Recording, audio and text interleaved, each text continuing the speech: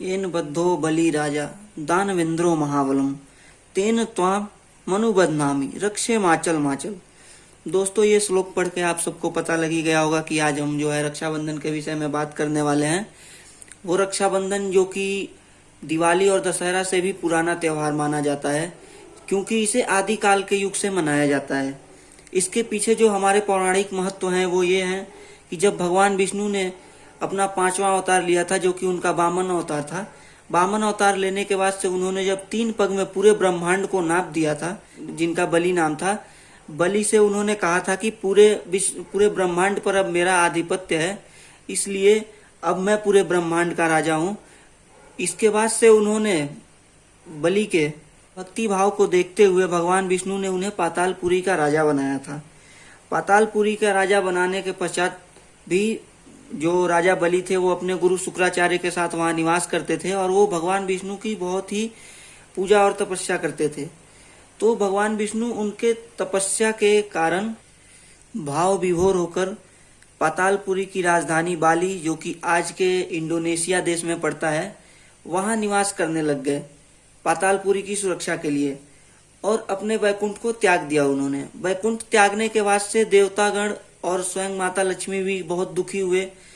पर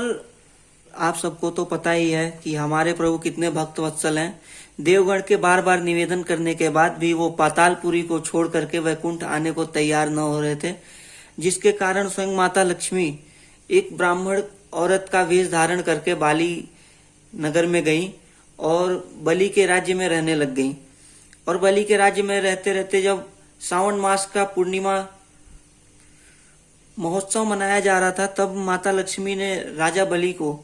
रक्षा सूत्र बांधा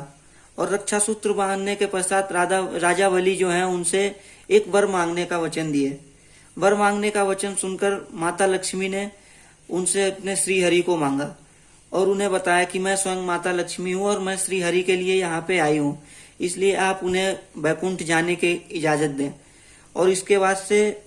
माता लक्ष्मी जो है वो भगवान विष्णु के साथ वैकुंठ वापस चली गई।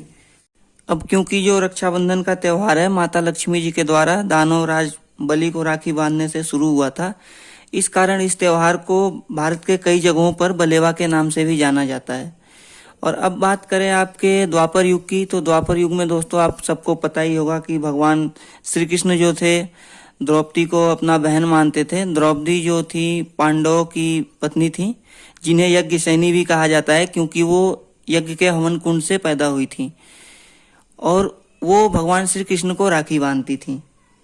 शिशुपाल वध के समय सुदर्शन चक्र से जब भगवान श्री कृष्ण की उंगली कट जाती है, उस समय भी उन्होंने अपने साड़ी का पल्लू फाड़कर भगवान श्री कृष्ण के उंगली में बांधती हैं। तब भगवान श्री कृष्ण उन्हें कहते हैं कि वक्त आने पर तुम्हारे एक एक धागे का ऋण अवश्य चुकाऊंगा।